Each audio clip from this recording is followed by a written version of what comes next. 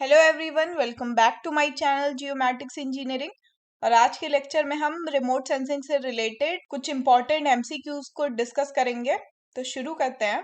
तो सबसे पहला क्वेश्चन है हमारा कि what is the main advantage of synthetic aperture radar SAR over other remote sensing techniques.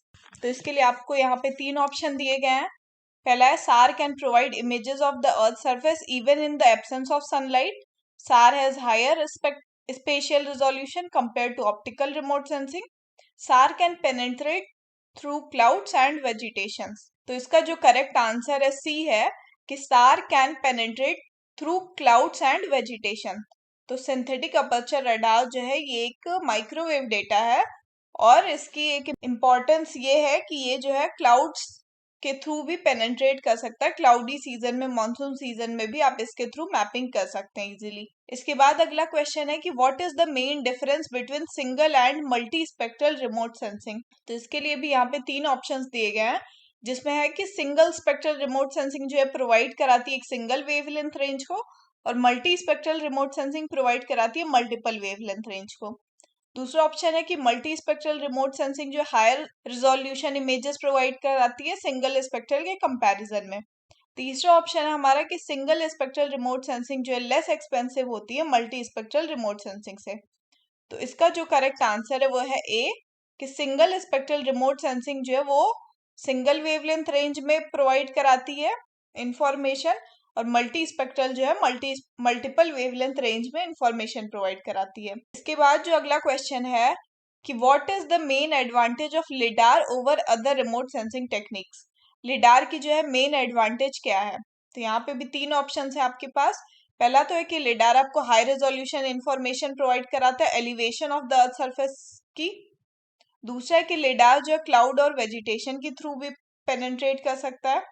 तीसरा है कि lidar can provide information about the chemical composition of the earth surface.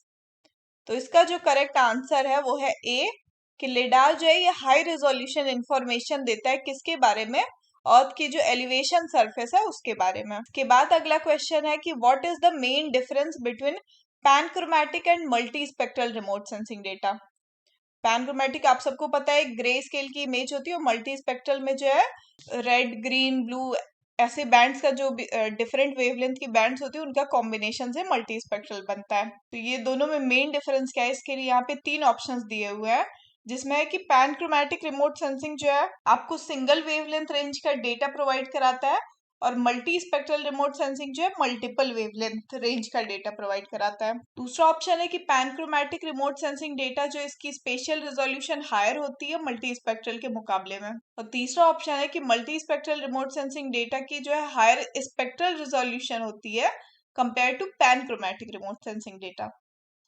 तो इसका जो करेक्ट आंसर है बी, जैसा कि मैंने आपको पढ़ाया हुआ है भी है लेक्चर्स में कि कभी भी आपको कोई मल्टी स्पेक्ट्रल इमेज की बैंड मिलेगी अगर उसकी रिजोल्यूशन 30 मीटर है, तो इसी के ऑपोजिट जो है इसका आधा जो है 30/2 कर देंगे हम लोग, तो इसी का आधा मोस्ट ऑफ द केसेस में ये 15 मीटर के रिजोल्यूशन की जो कि हाई स्पेशियल रिजोल्यूशन है, ये उसके पैनक्रोमैटिक बैंड की रिजोल्यूशन होती है। तो पैनक्रोमैटिक और मल्टी स्पेक्ट्रल के बीच में जो मेन डिफरेंस है वो यही है कि पैनक्रोमैटिक की रेजोल्यूशन जो होती है हाई होती है मल्टी स्पेक्ट्रल से, और सेम एरिया के अगर आपको मल्टी स्पेक्ट्रल और पैनक्रोमैटिक मिल जाए तो आप इन दोनों इमेजेस का जो है यूज करके एक फ्यूज्ड इमेज बना सकते हो हाई रेजोल्यूशन की। इसके बाद अगला क्वेश्चन है हमारा कि what is the main difference between feature and decision based classification in remote sensing. तो फीचर बेस्ड क्लासिफिकेशन और डिसीजन बेस्ड क्लासिफिकेशन के बीच क्या डिफरेंस है रिमोट सेंसिंग में।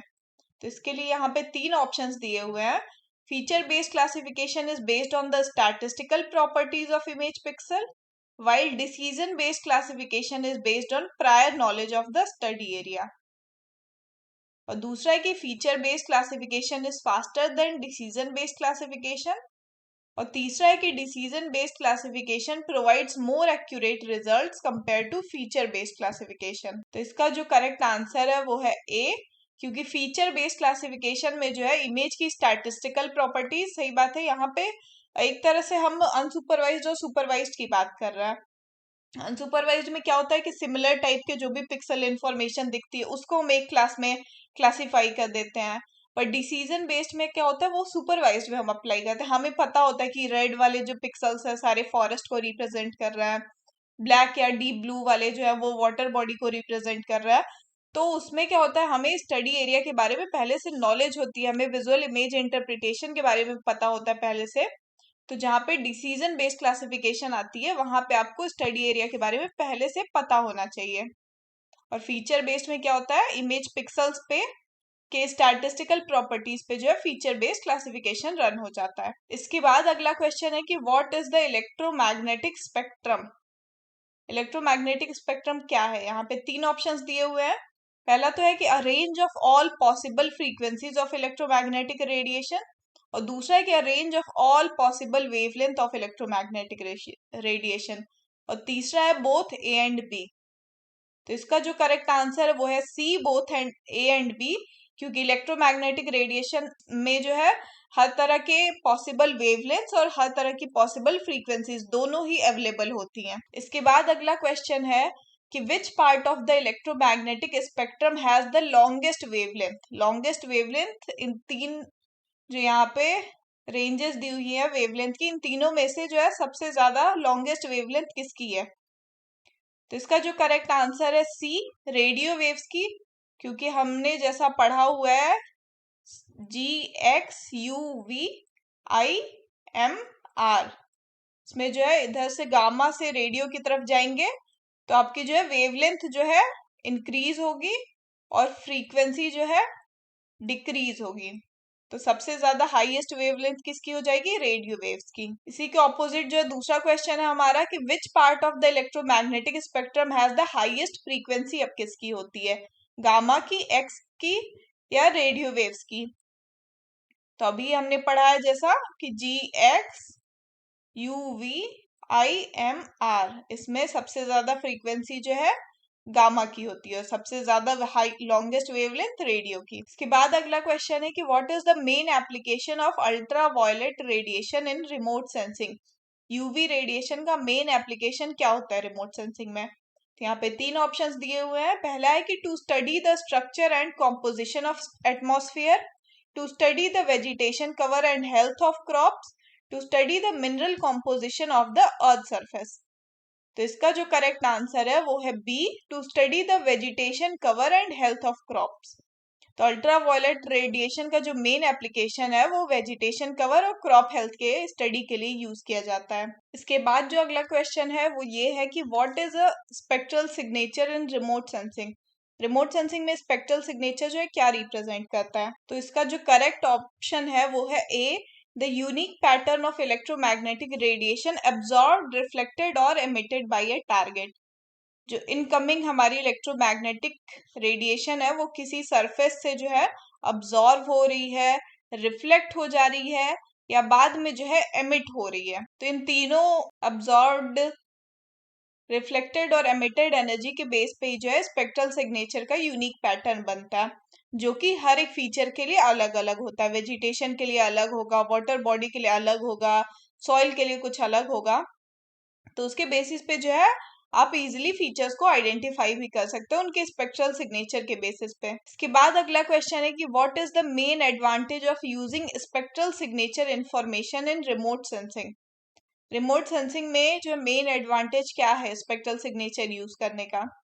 तो पहला तो यहाँ पे है ऑप्शन में कि to identify and map different land cover and land use classes, दूसरा है कि to determine the chemical composition of earth surface, तीसरा है कि बोथ ए एंड बी। तो इसका जो करेक्ट आंसर है C, both A and B, क्योंकि जैसा कि मैंने अभी बताया था कि स्पेक्ट्रल सिग्नेचर जो है हर एक फीचर के लिए यूनिक होता है। तो उसे आप land use land cover classes भी प्रिपेयर कर सकते हैं, किसी केमिकल कॉम्पोजिशन को भी जो है अर्थ सरफेस के आइडेंटिफाई कर सकते हैं। इसके बाद अगला क्वेश्चन है कि what is the main difference between continuous and discrete spectral signature in remote sensing. तो कंटिन्यूअस और डिस्क्रीट स्पेक्ट्रल सिग्नेचर्स के बीच में मेन डिफरेंस क्या है, जिसके यहाँ पे तीन ऑप्शंस दिए हुए हैं कि कंटिन्यूअस स्पेक्ट्रल सिग्नेचर जो है ये complete range of electromagnetic radiation के बारे में इंफॉर्मेशन प्रोवाइड कराता है, जबकि डिस्क्रीट स्पेक्ट्रल सिग्नेचर जो है ये limited number of selected wavelength range पे इंफॉर्मेशन प्रोवाइड कराता है। दूसरा है ऑप्शन कि डिस्क्रीट स्पेक्ट्रल सिग्नेचर जो है मोर एक्यूरेट इंफॉर्मेशन देता है कंटिन्यूअस के कंपैरिजन में, और इसी के ऑपोजिट तीसरा ऑप्शन है कि कंटिन्यूअस सिग्नेचर जो है ये ज्यादा डिटेल में इंफॉर्मेशन देता है डिस्क्रीट के कंपैरिजन में। तो इसका जो करेक्ट आंसर है वो है ए, कि कंटिन्यूअस स्पेक्ट्रल सिग्नेचर जो ये पूरी वेवलेंथ रेंज जो है हमारी विजिबल से लेके इंफ्रारेड तक, जहां तक हम रिमोट सेंसिंग में मेजर कर पाते हैं इजिली, उस सारी रेंज में जो है कंटिन्यूअस वेवलेंथ स्पेक्ट्रल सिग्नेचर हर एक फीचर के लिए प्रोवाइड कराता है। पर डिस्क्रीट में क्या होगा, ये लिमिटेड, कुछ विजिबल में, थोड़ा बहुत इंफ्रारेड में, ऐसे ऐसे करके आपको डेटा प्रोवाइड कराएगा। इसके बाद अगला क्वेश्चन है कि what is the main limitation of using spectral signature information in remote sensing. Limitation क्या है स्पेक्ट्रल सिग्नेचर की? तो यहाँ पे तीन ऑप्शन है कि spectral signature can be influenced by atmospheric condition and the viewing angle of the sensor, और दूसरा है कि स्पेक्ट्रल सिग्नेचर इंफॉर्मेशन जो है only applicable to visible and near infrared wavelength range, और तीसरा है कि स्पेक्ट्रल सिग्नेचर इंफॉर्मेशन जो है सुटेबल नहीं है for mapping dense vegetation cover के लिए। तो इसका जो करेक्ट आंसर है ए, कि इसकी लिमिटेशन है कि अगर एटमॉस्फेयर कंडीशन ठीक ना हुई, व्यूइंग एंगल सेंसर का जो है इधर उधर हुआ, तब जो है स्पेक्ट्रल सिग्नेचर इंफॉर्मेशन जो है इन्फ्लुएंस हो सकती है। इसके बाद अगला क्वेश्चन है कि what is the main difference between and member and mixture spectral signature in remote sensing. तो इसके भी यहाँ पे तीन ऑप्शन दिए हुए हैं। एंड मेंबर स्पेक्ट्रल सिग्नेचर जो है pure spectral signature of individual material और क्लासेस है, जबकि मिक्सचर स्पेक्ट्रल सिग्नेचर जो है मिक्सचर ऑफ सिग्नेचर्स हैं डिफरेंट पिक्सल्स के, डिफरेंट पिक्सल्स एरिया जिसमें जो है मल्टीपल मटेरियल या क्लासेस हैं, उनके मिक्सचर से जो स्पेक्ट्रल सिग्नेचर बनता है वो मिक्सचर स्पेक्ट्रल सिग्नेचर है।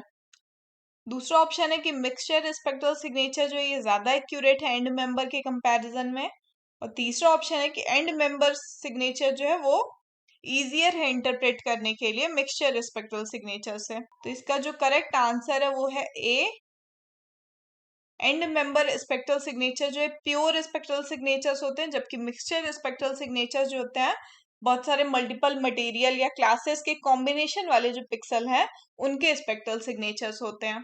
तो इसका करेक्ट ऑप्शन जो है ऑप्शन ए होगा। इसके बाद अगला क्वेश्चन है कि what is radiometric resolution in remote sensing. Remote sensing में जो है रेडियोमेट्रिक रेजोल्यूशन क्या होती है?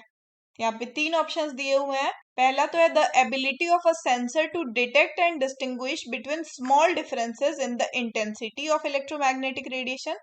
पहला तो इंटेंसिटी में स्मॉल डिफरेंसेस को डिटेक्ट करना, और दूसरा है स्पेशियल पोजीशन में स्मॉल डिफरेंसेस को डिटेक्ट करना, और तीसरा है कि वेवलेंथ में जो है स्मॉल डिफरेंसेस को डिटेक्ट करना। तो इसका जो करेक्ट आंसर है वो है ए। तो रेडियोमेट्रिक रिजोल्यूशन जो है the ability of a sensor to detect and distinguish between small differences in the intensity of electromagnetic radiation। Electromagnetic radiation के इंटेंसिटी में कौन कौन से स्मॉल चेंजेस आ रहे हैं उसको डिटेक्ट करना। इसके बाद हमारा अगला क्वेश्चन है कि व्हाट इज स्पेशियल रिजोल्यूशन। अभी तो हमने रेडियोमेट्रिक की बात की जो कि इंटेंसिटी में चेंजेस को आइडेंटिफाई करता है, डिफरेंसेस को। अगला है स्पेशियल रिजोल्यूशन। तो स्पेशियल रिजोल्यूशन के भी यहाँ पे तीन ऑप्शन है। पहला तो सेंसर की एबिलिटी इंटेंसिटी के स्मॉल डिफरेंसेस को आइडेंटिफाई करना, और दूसरा सेंसर की एबिलिटी स्पेशल पोजीशन के स्मॉल डिफरेंसेस को आइडेंटिफाई करना, और तीसरा ऑप्शन है कि सेंसर की एबिलिटी वेवलेंथ के डिफरेंसेस को आइडेंटिफाई करना।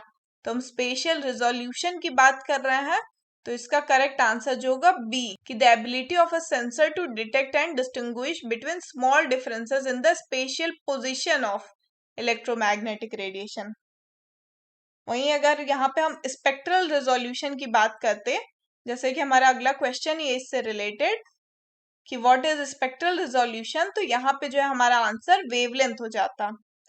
तो अगर रेडियोमेट्रिक रिजोल्यूशन की बात कर रहे हैं तो ये इंटेंसिटी के डिफरेंसेस को बताता है, और अगर आप स्पेशियल रिजोल्यूशन की बात कर रहे हैं तो स्पेशियल पोजीशन के डिफरेंसेस को बताता है, और स्पेक्ट्रल रिजोल्यूशन की बात कर रहे हैं तो ये वेवलेंथ के डिफरेंसेस को बताता है। इसके बाद जो अगला क्वेश्चन कि टेम्पोरल रिजोल्यूशन क्या होता है रिमोट सेंसिंग में, तो इसका जो करेक्ट आंसर है वो है कि ये टाइम इंटरवल बताता है।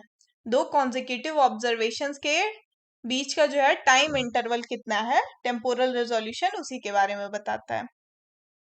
इसके बाद हमारा अगला क्वेश्चन है कि what is the main difference between high and low resolution remote sensing data. तो इसके लिए यहाँ पे 3 ऑप्शंस दिए हुए हैं कि हाई रेजोल्यूशन डेटा जो मोर डिटेल इंफॉर्मेशन देता है लो रेजोल्यूशन के कंपैरिजन में, और दूसरा ऑप्शन है कि लो resolution data more accurate information देता है हाई रेजोल्यूशन के कंपैरिजन में। तीसरा ऑप्शन है कि हाई रेजोल्यूशन डेटा एक्सपेंसिव होता है compare to low resolution data.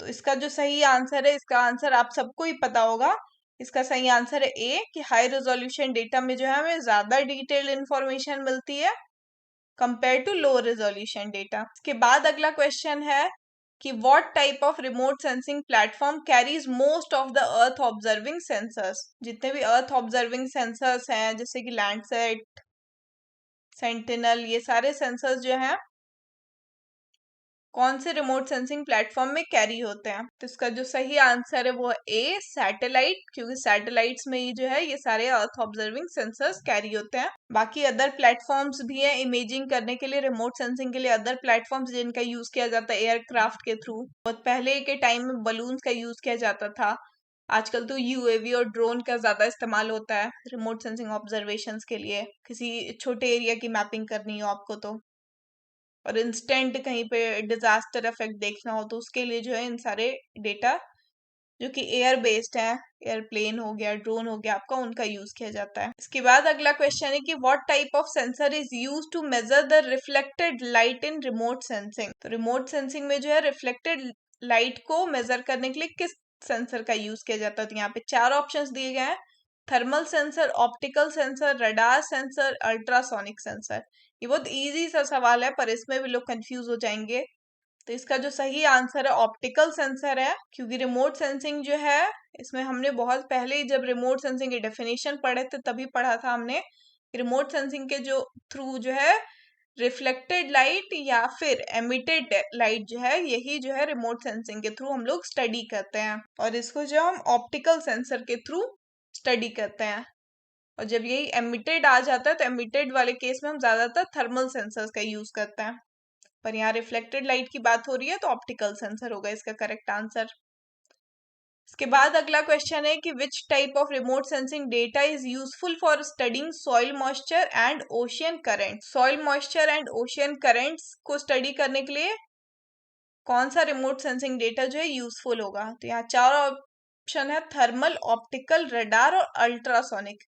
तो इसका जो करेक्ट आंसर है वो है रडार डेटा। रडार डेटा का यूज जो है सॉइल मॉइस्चर, ओशियन करंट्स को स्टडी के लिए किया जाता है। इसके बाद अगला क्वेश्चन है कि what type of remote sensing sensor measures the chemical and physical properties of earth surface. Earth surface के केमिकल और फिजिकल प्रॉपर्टीज की स्टडी जो है आप कौन से सेंसर से मेजर कर सकते हैं इजीली। तो यहाँ पे 4 ऑप्शंस दिए हुए हैं, thermal sensor, optical sensor, radar और हाइपर स्पेक्ट्रल। तो इसका जो करेक्ट आंसर है हाइपर स्पेक्ट्रल सेंसर होता है, क्योंकि हाइपर स्पेक्ट्रल सेंसर में जो है आपको बहुत ही नैरो बैंड्स मिलती हैं। अगर आपको ये रेड बैंड है यहाँ से यहाँ तक, तो इसमें रेड के भी जो है आपको 50-20 और स्ट्रिप्स का डेटा और बैंड्स मिल जाएंगी रेड में बस। तो हाइपर स्पेक्ट्रल डेटा में जो है हर एक बैंड में बहुत नैरो इंफॉर्मेशन होती है, ज्यादा डिटेल में इंफॉर्मेशन मिल जाती है।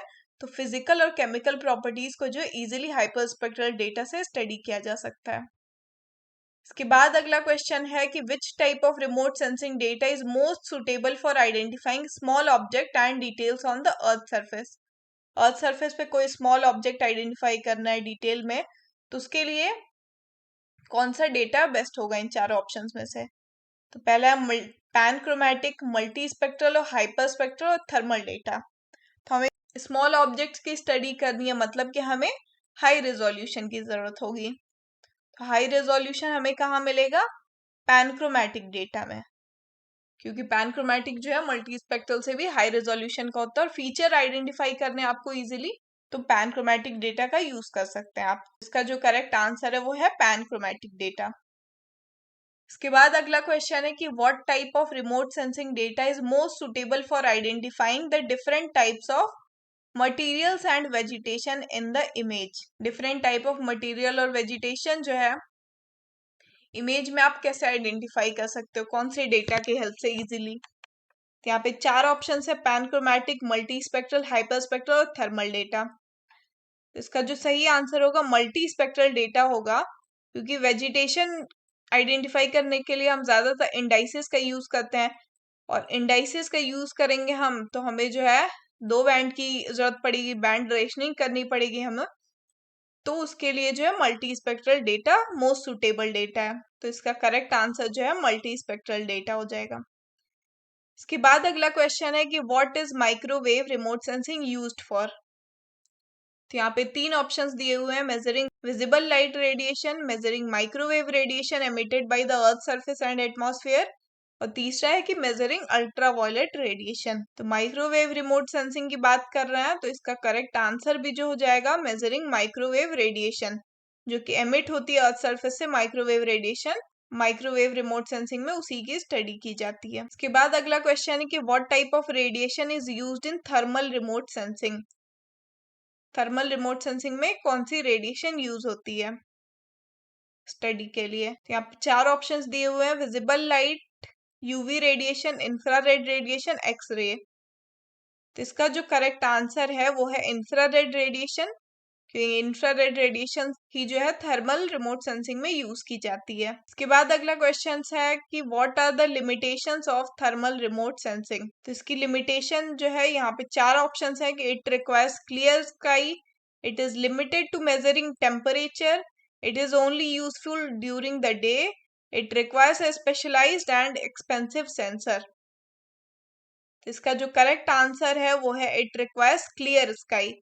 क्लियर स्काई, आसमान साफ होना बहुत जरूरी है, क्योंकि एमिटेड एनर्जी एक तो पहुंचती है सेंसर तक, ये ऑलरेडी जो है बची कुची एनर्जी पहुंचती है, उसमें भी जो है बीच में एटमॉस्फेयर में कुछ आ गया, वहां से जो ये एनर्जी इधर उधर स्कैटर हो गई, तो यहाँ पे जो है लिमिटेशन आ जाती है थर्मल रिमोट सेंसिंग की। इसके बाद अगला क्वेश्चन है हमारा कि what are the advantages of thermal remote sensing over other remote sensing technique? तो यहाँ पे 4 ऑप्शंस है कि it can measure temperature even during the night, it can detect changes in temperature, it can penetrate clouds, और D है all of the above. तो इसका जो करेक्ट ऑप्शन है वो है D, all of the above.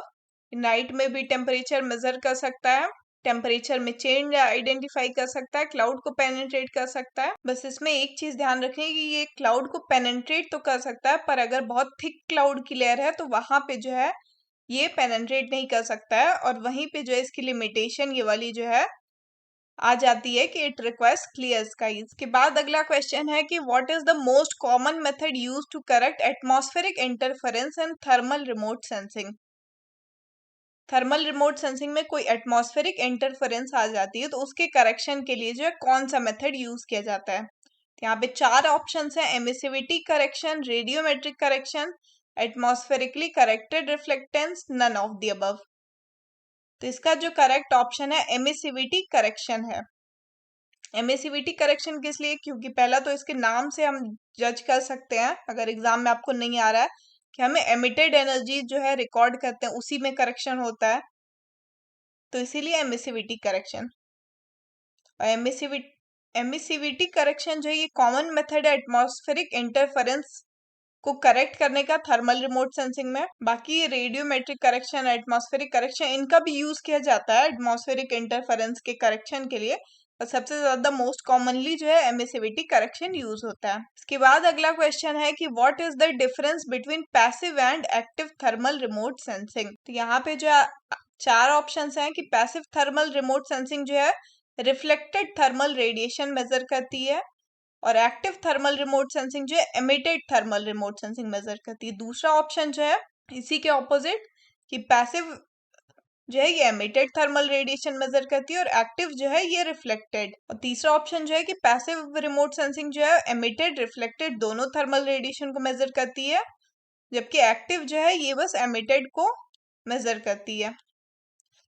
और चौथा ऑप्शन है कि पैसिव जो है ये बस एमिटेड एनर्जी को मेजर कर सकती है, और एक्टिव जो है एमिटेड और रिफ्लेक्टेड दोनों को। और इसका जो करेक्ट आंसर है ए है, क्योंकि थर्मल रिमोट सेंसिंग में जो है पैसिव थर्मल रिमोट सेंसिंग जो है ये रिफ्लेक्टेड, पी को आर से याद रखना, पैसिव जो है रिफ्लेक्टेड थर्मल रेडिएशन को मेजर करती है, और एक्टिव जो है आपकी एमिटेड, ए और PR, इससे याद रख सकते हैं आप लोग। तो इसका करेक्ट ऑप्शन जो है वो ए हो जाएगा।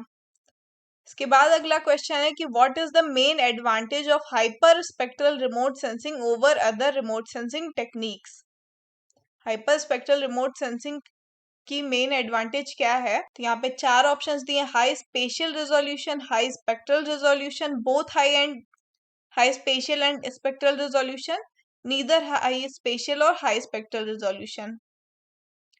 तो इसका जो करेक्ट ऑप्शन होगा हाई स्पेक्ट्रल रिजोल्यूशन, क्योंकि अभी हमने बात की थी हाइपर स्पेक्ट्रल डेटा में जो है बहुत नैरो बैंड होती है, तो इसकी स्पेक्ट्रल रिजोल्यूशन जो है हाई होती है। तो इसका जो करेक्ट ऑप्शन होगा वो होगा बी, हाई स्पेक्ट्रल रिजोल्यूशन। इसके बाद अगला क्वेश्चन है हमारा कि hyper spectral remote sensing is type of dash remote sensing. Hyper spectral कैसा टाइप ऑफ रिमोट सेंसिंग है? तो यहाँ पे 4 ऑप्शन है, एक्टिव, पैसिव, डायनेमिक, हाइब्रिड। तो इसका जो करेक्ट आंसर होगा पैसिव। हाइपर स्पेक्ट्रल जो है एक passive type of remote sensing है। अगला क्वेश्चन है कि the first space borne hyper spectral remote sensing system is. पहला space borne hyper spectral remote sensing कौन सा है? तो यहाँ पे ऑप्शंस में है लैंडसैट, स्पॉट, हाइपीरियन और मोदिस। तो इसका जो करेक्ट ऑप्शन होगा वो होगा हाइपीरियन। तो EO1 का हाइपीरियन जो है ये पहला earth observing hyper spectral satellite है। इसके बाद अगला क्वेश्चन है कि the technique to extract the red edge feature from vegetation spectrum is known as. Vegetation spectrum से रेड एज फीचर को एक्सट्रैक्ट करने की टेक्निक को किस नाम से जाना जाता है? तो यहाँ पे 4 ऑप्शंस है, continuum removal, feature selection, first derivative और रिग्रेशन।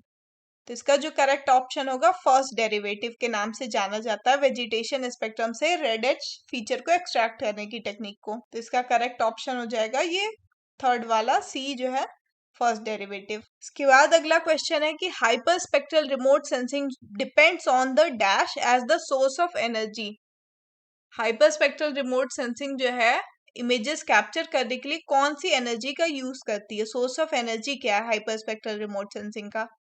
यहाँ पे 4 ऑप्शंस हैं, लेजर, रेडियो सिग्नल, सन, आर्टिफिशियल लाइटनिंग। इसका करेक्ट ऑप्शन जो है सन, क्योंकि ये एक तो पैसिव टाइप ऑफ सेंसर और पैसिव वाले जो भी सेंसर्स हैं वो सब सन से एनर्जी लेते हैं। तो इसका करेक्ट आंसर जो है सन होगा। इसके बाद अगला क्वेश्चन है कि the device we use to acquire hyperspectral data in the field is known as. Hyperspectral data अगर आपको फील्ड में जो है कैप्चर करना हो तो उसके लिए जो है कौन से डिवाइस की जरूरत होती है इन चारों ऑप्शंस में से? तो यहाँ पे पहला ऑप्शन है GNSS रिसीवर, दूसरा स्पेक्ट्रल लॉगर, तीसरा स्पेक्ट्रो रेडियोमीटर और चौथा है लेजर रेंज फाइंडर। तो इसका जो करेक्ट ऑप्शन होगा वो होगा स्पेक्ट्रो रेडियोमीटर। स्पेक्ट्रो रेडियोमीटर का यूज जो है फील्ड में जो है हाइपर स्पेक्ट्रल डेटा एक्वायर करने के लिए किया जाता है। इसके बाद अगला क्वेश्चन है कि which of the following satellite sensor is used for measuring sea surface temperature. यहाँ पे 4 ऑप्शंस दिए हैं, सी सरफेस टेम्परेचर के लिए कौन सा सेंसर यूज होता है इन चारों में से? AVHRR, मोदिस, AMSRE या फिर SMOS, soil moisture ocean salinity. तो इसका जो करेक्ट आंसर है वो है AMSRE, advance microwave scanning radiometer. Sea surface temperature measure करने के लिए इस सेंसर का यूज किया जाता है AMSRE। तो इसका करेक्ट आंसर है सी। इसके बाद अगला क्वेश्चन है कि which of the following satellite sensor is used for studying the earth atmosphere. Earth के एटमॉस्फेयर को स्टडी करने के लिए कौन सा सैटेलाइट सेंसर यूज होता है इन चारों ऑप्शंस में से? तो यहाँ पे पहला ऑप्शन है AMSRE, दूसरा है IASI, तीसरा है SMOS और चौथा है रडार। तो इसका जो करेक्ट आंसर है वो है बी, जो कि इंफ्रारेड एटमॉस्फेरिक साउंडिंग इंटरफेरोमीटर। इसमें एटमॉस्फेरिक है तो इससे आप याद रख सकते हैं कि इसका जो इस्तेमाल जो है अर्थ एटमॉस्फेयर को स्टडी करने के लिए होता है, IASI। तो इसका करेक्ट आंसर बी होगा। इसके बाद अगला क्वेश्चन है कि what type of data is collected by the grace gravity recovery and climate experiment satellite mission. पहला ऑप्शन है high resolution optical image data, दूसरा है ग्रेविटी डेटा, तीसरा सी सरफेस टेम्परेचर डेटा और चौथा है मेट्रोलॉजिकल डेटा।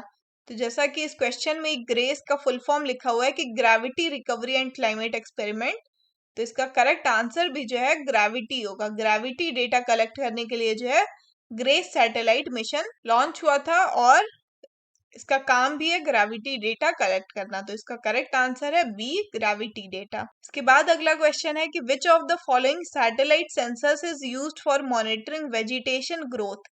इन चारों ऑप्शंस में से जो है वेजिटेशन ग्रोथ मॉनिटरिंग के लिए कौन से सेंसर का यूज होता है? AVHRR, मोडिस, SMOS या फिर रडार।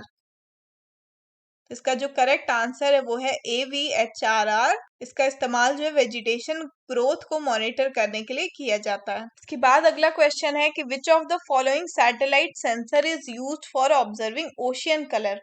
ओशियन कलर ऑब्जर्व करने के लिए कौन से सैटेलाइट सेंसर का यूज किया जाता है? जहाँ पे इसके चार ऑप्शंस है, सीविप्स, SMOS, रडार, AMSR-E। तो इसका जो करेक्ट आंसर है वो है A, SeaWiFS, sea viewing wild field of view sensor. तो ओशियन कलर ऑब्जर्वेशन के लिए सीविप्स का इस्तेमाल होता है। तो इसका करेक्ट आंसर जो है ए होगा। इसके बाद अगला क्वेश्चन है हमारा कि which of the following satellite sensor is used for monitoring soil moisture. Soil moisture की मॉनिटरिंग के लिए कौन सा डेटा यूज होता है? यहाँ पे भी चार ऑप्शंस हैं, SMOS, रडार, AMSR-E, AVHRR।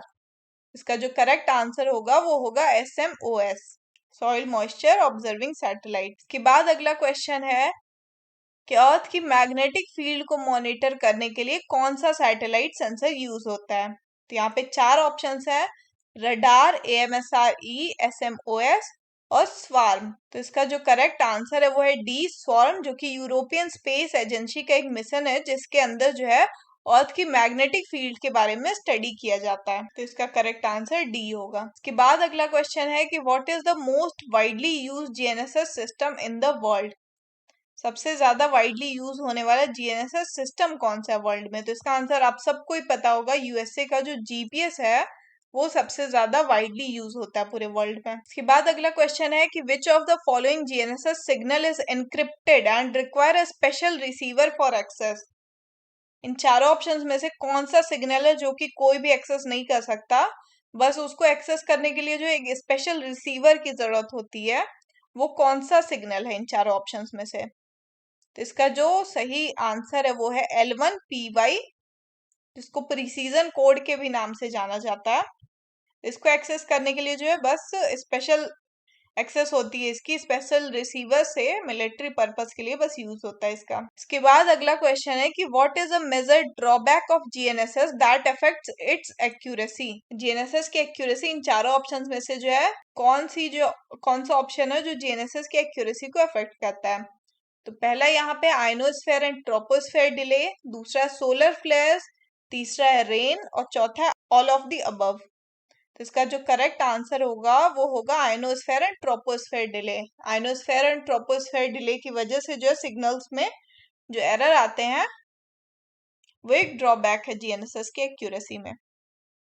तो इसका करेक्ट आंसर होगा ए। इसके बाद अगला क्वेश्चन है कि what is RTK, real time kinematic technology in GNSS used for. Real time kinematic technology GNSS में किस लिए यूज होती है? यहाँ पे चार ऑप्शंस है, to achieve centimetre level accuracy in GNSS positioning, to achieve real time navigation information, to correct errors in GNSS signals या फिर ऑल ऑफ द अबव। तो इसका जो करेक्ट आंसर है वो है all of the above. Real time kinematic का जो है पहली बात तो ये तो है ही कि हाई लेवल एक्यूरेसी जब आपको गेन करनी हो एकदम सेंटीमीटर लेवल पे, तो जो है GNSS पोजिशनिंग RTK का यूज किया जाता है। और ये जो है रियल टाइम नेविगेशन में फील्ड में जो आपको रियल करेक्शन करके डेटा का real time navigation information provide कराता है, GNSS सिग्नल्स को भी करेक्ट करता है। तो इसीलिए इसका जो है correct answer all of the above होगा। इसके बाद अगला क्वेश्चन है कि what is multi constellation GNSS। Multi constellation GNSS क्या होता है?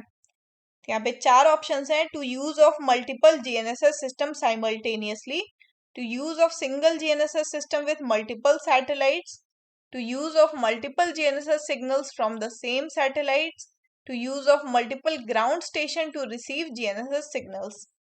तो इसका जो करेक्ट आंसर है A, to use of multiple GNSS system simultaneously. इसी को जो है मल्टीपल जीएनएसएस सिस्टम जो साइमल्टेनियसली यूज कर रहा हो तो उसको मल्टी कॉन्स्टलेशन जीएनएसएस बोलते हैं। इसके बाद अगला क्वेश्चन है हमारा कि what is a GNSS spoofing attack. Spoofing attack क्या होता है जीएनएसएस में? तो इसका जो करेक्ट आंसर है वो इन चारों ऑप्शंस में से एक है। जो ऑप्शंस हैं कि GNSS system पे an attack on a GNSS system that uses false GNSS signals to interfere with GNSS receiver operation। दूसरा है कि an attack on GNSS system that uses real GNSS signals to interfere with GNSS receiver operation। तीसरा है कि an attack on GNSS system that uses real GNSS signals to improve the accuracy of GNSS positioning। और चौथा है कि attack on a GNSS system that uses false GNSS signals to improve the accuracy of GNSS positioning। तो इसका जो correct answer है वो है ए, कि GNSS सिस्टम जो है कोई फॉल्स सिग्नल का यूज कर रहा हो तो उस पे जो है हम स्पूफिंग अटैक करते हैं, जिससे जो है GNSS रिसीवर ऑपरेशन जो है इंटरफेयर ना हो सके उस फॉल्स सिग्नल्स की वजह से। तो इसका जो करेक्ट आंसर है वो है ए। इसके बाद अगला क्वेश्चन है कि what is a GNSS एफिमेरिस। GNSS एफिमेरिस क्या होता है? तो यहाँ पे चार ऑप्शंस हैं कि exact position and velocity of GNSS satellite at given time, exact position and velocity of GNSS receiver at a given time, exact position of velocity of a GNSS ground station, exact position and velocity of earth at a given time. तो GNSS ephemeris जो होता है exact position and velocity of GNSS satellite होता है। एफिमेरिस की बात करें तो GNSS सैटेलाइट जो है इसकी एग्जैक्ट पोजीशन और वेलोसिटी गिवन टाइम में जो होगी वो GNSS एफिमेरिस कहलाएगी। तो इसका जो करेक्ट आंसर है वो है ए। इसके बाद अगला क्वेश्चन है कि व्हाट इज GNSS एल्मेनाक। तो यहाँ पे चार ऑप्शंस हैं कि set of data that provide course information about the orbits of GNSS satellites, a set of data that provides detailed information about the orbit of GNSS satellite, और तीसरा है कि set of data that provides information about the location of GNSS ground station, और चौथा है कि set of data that provides information about the location of GNSS receiver. तो इसका जो करेक्ट आंसर है ए। GNSS एल्मेनाक क्या होता है कि सेट ऑफ डेटा जो कि GNSS सैटेलाइट के ऑर्बिट्स हैं उनके बारे में कोर्स इंफॉर्मेशन प्रोवाइड कराता है, उसी को GNSS एल्मेनाक बोलते हैं। तो उसका करेक्ट आंसर होगा ए। इसके बाद अगला क्वेश्चन है कि what is a GNSS augmentation system. GNSS augmentation system क्या होता है? यहाँ पे चार ऑप्शंस हैं, तो जिसका करेक्ट आंसर है कि a system that provides additional information to GNSS user to improve GNSS accuracy.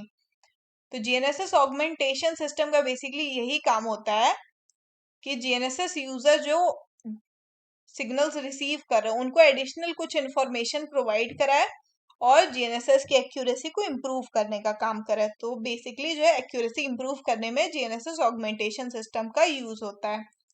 इसका करेक्ट आंसर ए होगा। इसके बाद अगला क्वेश्चन है कि what is a GNSS differential correction क्या होता है? डिफरेंशियल करेक्शन बेसिकली ये होता है GNSS सिग्नल्स जो आप रिसीव कर रहे हो उसी पे कोई करेक्शन अप्लाइड करते हो GNSS की एक्यूरेसी को इम्प्रूव करने के लिए, तो उसी को जो है GNSS डिफरेंशियल करेक्शन बोल देते हैं, जो कि हमारे ऑप्शन ए में लिखा हुआ है कि correction applied to GNSS signals to improve GNSS accuracy. तो इसका करेक्ट आंसर जो है ऑप्शन ए हो जाएगा। इसके बाद अगला क्वेश्चन है कि what is RTK GNSS data collection method used for. RTK GNSS data collection किस लिए यूज होता है अभी हमने पढ़ा था थोड़ी देर पहले। तो जैसा कि नाम में mentioned RTK real time kinematic data collection method का यूज होता है RTK GNSS में। तो इसका करेक्ट आंसर जो है बी हो जाएगा। इसी के ऑपोजिट जो है अगला क्वेश्चन है कि PPK GNSS data collection method किस लिए यूज होता है। तो PPK जैसा P से शुरू है तो आप आ जाएंगे precise point positioning. Precise point positioning method जो है PPK GNSS data collection method के लिए यूज होता है। इसके बाद अगला क्वेश्चन है कि what is GNSS SDR GNSS data collection method क्या होता है। तो आज ही मैंने आप सबको टेलीग्राम पे एक PDF लिंक भी शेयर की थी जिसमें GPS डेटा कलेक्शन मेथड्स क्या है, उसकी लिमिटेशंस क्या है, उसके डेटा प्रोसेसिंग मेथड्स क्या है, वो सारा शेयर किया था एक वर्ड फॉर्मेट में PDF में शेयर किया था बेसिकली। तो आप उसको देख सकते हैं, उसमें मतलब समरी फॉर्मेट में आपको पूरा जीएनएसएस डेटा कलेक्शन मेथड्स के बारे में समझ में आ जाएगा। तो यहाँ पे जीएनएसएस एसडीआर जो है, एसडीआर का फुल फॉर्म यहाँ पे सॉफ्टवेयर डिफाइंड रेडियो है। तो software defined radio collection method का यूज होता है जीएनएसएस एसडीआर जीएनएसएस में। इसके बाद अगला क्वेश्चन है कि what is L1 L2 GNSS data collection method. तो L1 L2 ये दो सिग्नल है, तो इसीलिए जो है यहाँ पे dual frequency measurement, dual frequency measurement collection method जो है L1 L2 जीएनएसएस डेटा के लिए यूज होता है। इसके बाद अगला क्वेश्चन है, इससे रिलेटेड भी आज मैंने एक पीडीएफ शेयर किया हुआ है कि डीजीपीएस एरर्स क्या क्या है होते हैं डीजीपीएस में, किस किस वजह से एरर्स आती है, उसको करेक्शन करने के क्या मेथड्स हैं, क्या लिमिटेशंस हैं, वो भी मैंने शेयर किया हुआ है। तो आप उसको पढ़ लीजिएगा, ज्यादा नहीं है, 2 पेज का मुश्किल से। यहाँ पे है कि which type of DGPS error is most difficult to correct. ये जो है क्वेश्चन शायद लास्ट टाइम भी आया हुआ था गेट में। मोस्ट डिफिकल्ट जो होता है मल्टी पाथ एरर होता है, खासकर अर्बन एरियाज में जहाँ बड़ी बड़ी बिल्डिंग्स होती हैं, उसके बीच में अगर आप अपना जो है रिसीवर लगाते हो, तो यहाँ पे जो सिग्नल्स रिसीव होंगे मल्टीपल टारगेट से इंटरेक्ट होने के बाद रिसीव होंगे। तो ऐसे एरर्स को जो है करेक्शन करना डिफिकल्ट होता है, क्योंकि आपके पास जो है करेक्ट सिग्नल ही रिसीव नहीं हो रहा है। तो इसका करेक्ट आंसर जो है डी मल्टीपाथ एरर होगा। इसके बाद अगला क्वेश्चन है कि which type of error is caused by bending of GPS signals as they pass through the atmosphere. कौन सा एरर जो है bending of signal GPS signal की वजह से होता है, एटमॉस्फेयर में होता है खासकर। तो एटमॉस्फेयर आ गया, तो बाकी आपके ये आयनोस्फेयर और ट्रोपोस्फेयर कंसिडर होंगे। अब इन 2 ऑप्शन में से आपको चूज करना है। तो इसका जो करेक्ट आंसर है वो है ट्रोपोस्फेरिक एरर। यहाँ पे जो है बेंडिंग ऑफ जीपीएस सिग्नल की वजह से एरर आते हैं सिग्नल्स में। तो ये हमारा जो है आज का आखिरी क्वेश्चन था, लास्ट क्वेश्चन था। तो आज हमने लगभग 50-60 प्लस एमसीक्यूज देख लिए हैं, जो कि रिमोट सेंसिंग और जीएनएसएस से रिलेटेड था पार्ट 1 का। इसमें मैक्सिमम मैंने कोशिश की आपके सारे टॉपिक्स थोड़े थोड़े कवर हो जाएं। आई होप कि आप सबको ये एमसीक्यू सीरीज अच्छी लगी होगी। अगर अच्छी लगी तो प्लीज आप मेरे चैनल को लाइक एंड सब्सक्राइब कर दीजिएगा, और कमेंट्स में मुझे जरूर बताइएगा कि कैसी लग रही है आप सबको मेरी वीडियोस। और आप सबका इन सारे वीडियोस में बने रहने के लिए बहुत बहुत धन्यवाद। Thank you very much.